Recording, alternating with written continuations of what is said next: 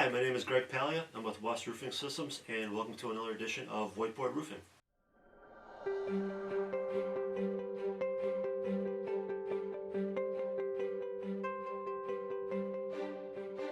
In today's episode, we're going to talk about 9 out-of-the-box tips for selecting a commercial roofing contractor.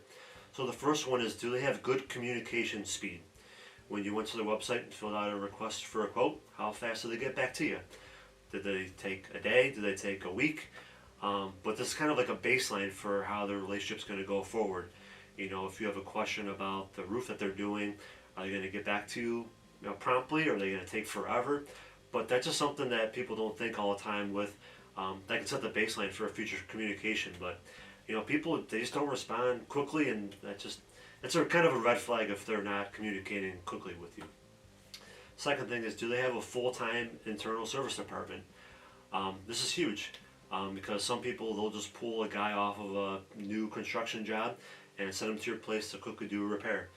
As opposed to a company with a full internal service team, they'll have a backlog of the times they've been to your roof. They'll know the areas that need attention or were looked at last time. They'll have a whole record of all this, and they only stick to those kind of projects. So they don't do new construction or installation. They just do service stuff. That's what their specialty is. But if a contractor has that versus don't, it's just a huge advantage because they know repair, they're 100% available. It's just a really good thing to have.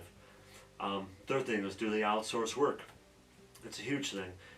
When you hire West Roofing Systems, is it their employees coming out, or are they going to outsource and hire someone that they don't really know very well? So make sure you ask that question. When you choose to work with someone, are you outsourcing your work, or is it your own guys that you know and you know them for many years, they're good workers, etc. Just one thing that you should consider when choosing a commercial roofing contractor. Fourth thing, what kind of Google reviews do they have? Now if they have a perfect 5.0 rating and they have 1,000 reviews, kind of a red flag. No one is that perfect. There's a lot of bot farms out there and people submitting illegal reviews. There's a lot of stuff out there, so take it with a grain of salt. But if they have a 4.5 rating to a 4.9 rating with a decent amount of reviews, and the reviews are very detail oriented, they're talking about the person that came out, what kind of work they did, how promptly they communicate with them, just details in there. They don't have a ton of reviews that don't have any comments at all. It's just a red flag. But someone has a 3.0 rating with a ton of bad reviews. They never answered my call. The roof they installed wasn't very good. Just take into account their Google page and the reviews and the star ratings.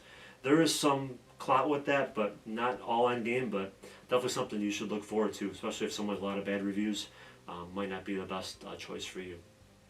Next thing is, do they have a precise reference list? Now everyone has their top 10 clients that they use that will always tell someone, oh yeah, they're the best contractor out there ever. But do they have something more specific to your project? Say you have a metal roof and you want to put coating over it. Do they have a list of people that have a metal roof and they put coating on it, and they can tell you, yes, the coating on our metal roof is still working great 5 years from now, 10 years from now when they did it, etc. As opposed to just having a bunch of random people that they like the company or whatnot. So make sure that they have a precise thing that they've previously done the exact same project that you're getting quoted on. Next thing is, what kind of warranties do they offer? Do they offer 3-year warranties, 5-year warranties, 20-year warranties? Has the company even been around for 20 years? Why would they offer a 20-year warranty when they've only been around for 3 years? Kind of a red flag. Do they offer full service warranties? Do they offer product only warranties? Something you definitely need to ask the contractor about, like, what kind of warranties do you offer? What happens if you go out of business? These are all questions you want to get answered, and if they don't offer any warranties, definitely kind of a red flag. Where are they located? Being closer isn't always best. Someone right down the road, obviously there's going to be no gas costs and labor costs to get to your project, but we've done projects all over the U.S., even though we're only in Ohio. In Georgia and Florida, we've done stuff way west in Arizona and Kansas and Canada and all over the place. So definitely you want to make sure that they know what they're doing and stuff like that. Next thing is, what kind of insurance do they have? Are they fully bonded? Do they have credentials? Stuff along those lines. Don't just work with someone that doesn't have any licensing or insurance, or they're going to do business with a handshake and that's it. Beginning, it's stuff in writing, very complicated. And then the last thing is the certifications they have. Are they certified to install the products that they want to install? If they want to do a coating system, are they certified by the top coating manufacturers out there? The Henrys, the Carlisles, the Progressive Materials, all the top coating people out there. Is that contractor a certified installer of those products, or aren't they? So definitely something you want to ask them. What kind of products you're going to install, and if you're certified to install them. That's pretty much it for today. If you want to go through any of these points in more detail, there's a link to the full blog post in the description. As always, hope you learned at least one thing new today, and I'll see you next time. Thank you.